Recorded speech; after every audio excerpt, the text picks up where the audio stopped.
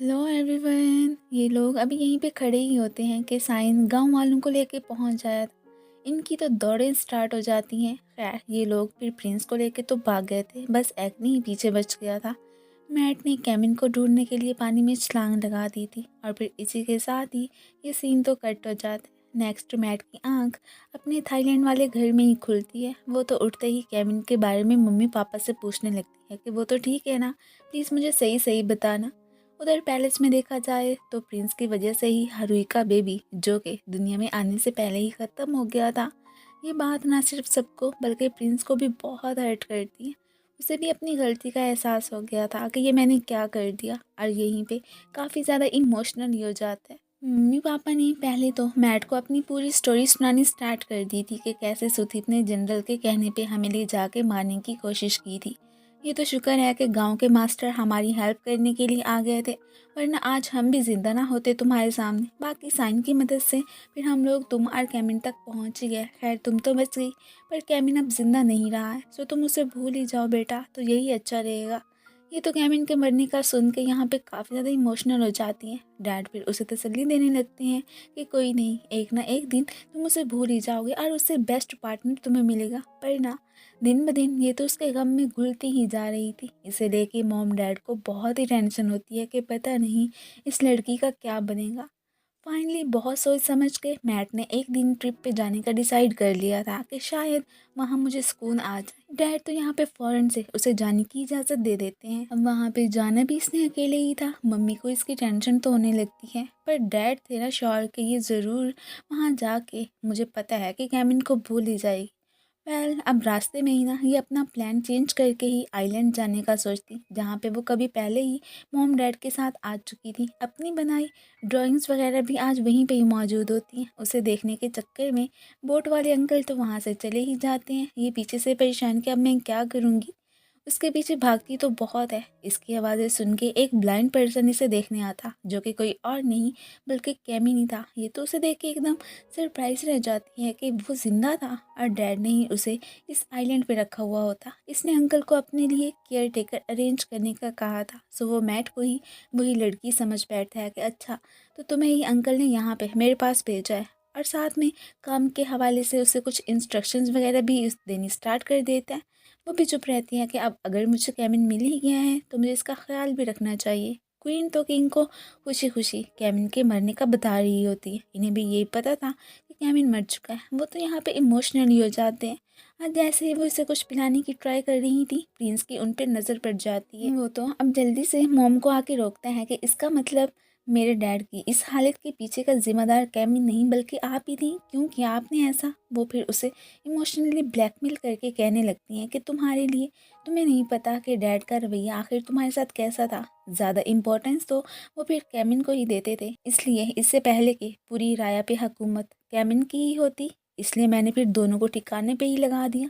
अगर अपनी माँ को सिपाहियों के हाथों पकड़वाना चाहते हो तो पकड़वा दो, मैं तुम्हें कोई भी इल्ज़ाम नहीं दूंगी। पर वो तो अभी ने क्या ही कहता वहाँ से चला जाता है। काम वाली लड़की मैट को देख के हैरान कि तुम कौन हो। अंकल थैम ने तो फिर मुझे यहाँ पे भेजा था ना। ये तो शुक्र है कि इस वक्त कैबिन बाहर था। वो अभी से पैसे देख के वहाँ से जाने के लिए कहती है कि तुम वापस सिटी जाओ। मैं भी उनके कहने पे ही कैबिन का ख्याल रखने आई हूँ। ये आके इस बार में अपने भाई को बताती है कि अगर पहले यहाँ पे किसी लड़की का अरेंज कर लिया गया था तो मुझे क्यों बुलवाया। वो भी मैट के आने से थोड़ा सा हैरान ही होता है कि बॉस ने उसके आने की इत्तला फिर हमें क्यों नहीं दी थी। आज के खाने का अरेंज मैट ने बाहर ही किया होता है। वो तो कैमिन को खिलाने के लिए भी उसकी हेल्प करना चाहती थी, पर वो रोक देता है कि नहीं, मुझे अपने कुछ काम तो खुद ही कर लेने चाहिए ना। मैं ऐसे ही अब क्या हर किसी के सर पे बोझ ही बनता रहूं। उसकी ऐसी हालत देख देख के मैट बेचारी तो यहाँ पे इमोशनल ही होती रहती है कि देखो पहले ये कैसा था और उन जालमों ने अब इसे कैसा बना दिया। प्रिंस की जैसे ही टेम्पल में हरुई से मुलाकात होती है ना, वो तो उसे अपोलोजाइज करने लगा था कि मुझे तुम्हारे साथ गलत करना ही नहीं चाहिए था। ऊपर से तुम्हारे बेबी की मौत का भी मैं ही रिस्पॉन्सिबल हूँ। प्लीज़ मुझे माफ़ कर देना अगर हो सके तो। हरुई तो पहले ही काइंड हार्टेड होती है, उससे तो किसी का दुख देखा ही नहीं जाता, तो वो कैसे उसे माफ़ ना करती। मिंत्रा जो कि प्रिंस के पीछे ही यहाँ पे आई थी, कबाब में हड्डी बन ही जाती है।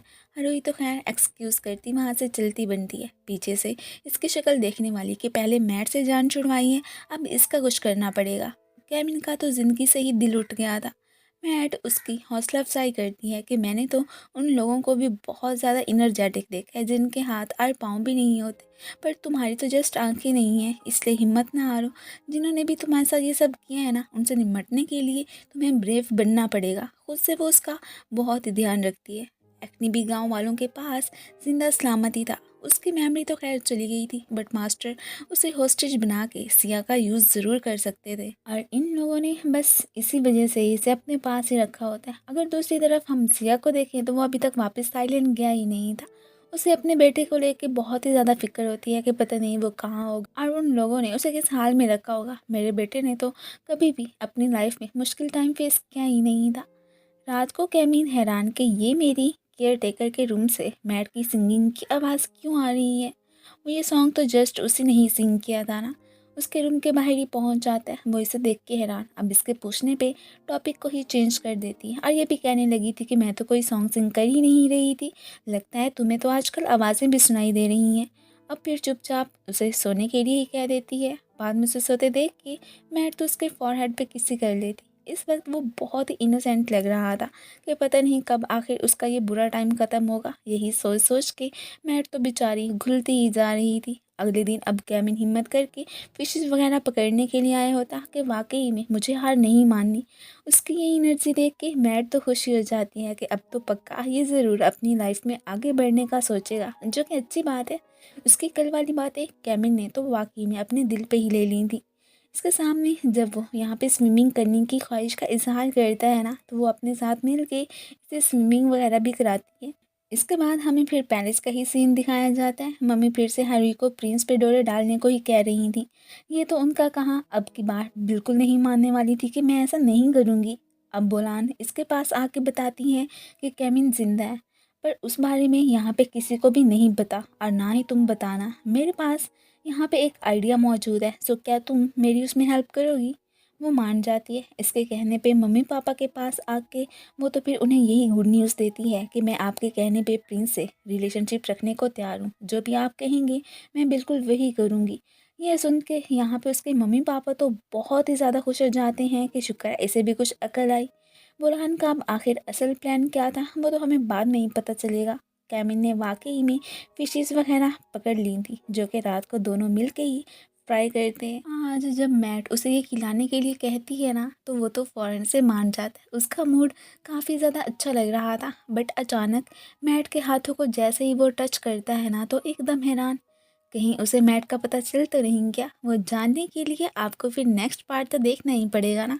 सो स्टे कनेक्टेड, मिलते हैं फिर नेक्स्ट पार्ट में। तब तक के लिए बाय एंड अपना ख्याल रखना।